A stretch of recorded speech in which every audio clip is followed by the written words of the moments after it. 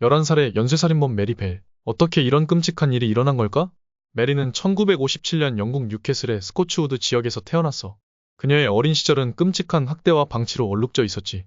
메리의 어머니 베티는 어린 나이에 그녀를 낳았고 정서적으로 불안정하며 폭력적인 삶을 살았어. 그녀는 메리를 반복적으로 학대했으며 베티는 딸에게 애정을 주는 대신 그녀를 고통의 도구로 삼았어. 메리는 엄마의 사랑 대신 극심한 트라우마 속에서 성장했지. 베티의 학대는 단순히 신체적 폭력에 그치지 않았어. 그녀는 메리에게 정서적 혼란을 심어주는 행동을 일삼았어. 이러한 이중적 태도는 메리에게 사람에 대한 신뢰를 무너뜨리고 세상을 적대적인 곳으로 인식하게 만들었지. 그리고 1968년 5월 25일 메리가 11살이었을 때 그녀의 친구 노마와 4살짜리 소년 마틴 브라운을 스코츠우드의 빈집으로 데려갔어. 메리는 마틴을 목 졸라 죽였고 이는 그녀의 첫 번째 살인이었지. 이후 마틴의 시신은 아이들이 자주 놀던 곳에서 발견됐는데 사건 당시 경찰은 단순 사고로 결론지었어. 소년의 몸에 별다른 폭력 흔적이 없었기 때문에 누구도 11살 소녀를 의심하지 않았던 거야. 사건이 일어난 불과 2달 후 메리는 또다시 범행을 저질렀어. 7월 31일 3살 된 브라이언 호우를 유인해 빈 공터로 데려갔지. 메리는 다시 그의 목을 졸랐고 이번에는 더 끔찍한 흔적을 남겼어. 브라이언의 몸에는 가위로 자국이 남아있었고 그의 배에는 알파벳 M으로 새겨져 있었지.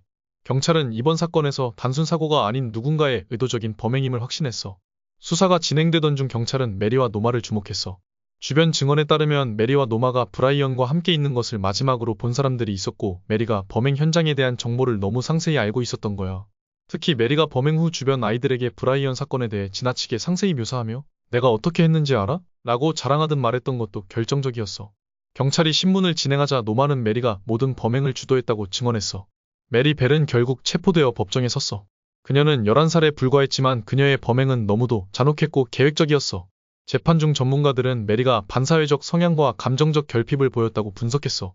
재판 과정에서 그녀는 자신의 행동이 잘못되었다는 것을 이해하지 못했고 피해자들의 고통에 대해 공감하지 않았어. 법원은 그녀가 범죄를 저지르게 된 환경적 요인을 일부 인정했지만 그녀의 잔혹함은 용서할 수 없다고 판단했지.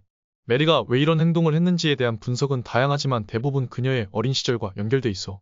전문가들은 메리가 어릴 때 엄마에게 받은 학대와 무관심이 그녀로 하여금 타인에게 고통을 주는 방식으로 자신의 통제력을 확인하려는 욕구를 키웠다고 봤어. 1968년 12월 메리는 2건의 살인 혐의로 유죄 판결을 받았어. 하지만 그녀의 나이와 환경을 고려해 사형이 아닌 불특정 기간의 구금형을 선고받았어. 이후 그녀는 여러 소년원과 교도소를 전전하다가 1980년 23살의 나이에 석방되었고 그녀는 새로운 신분으로 보호받으며 살아가고 있어. 메리 벨의 행동 뒤에는 학대와 방치 속에서 성장한 비극적인 어린 시절이 있었지만 이런 환경이 그녀의 범죄를 정당화할 수 있을까? 악은 만들어지는 걸까 아니면 태어나는 걸까? 여러분의 의견을 댓글로 남겨줘.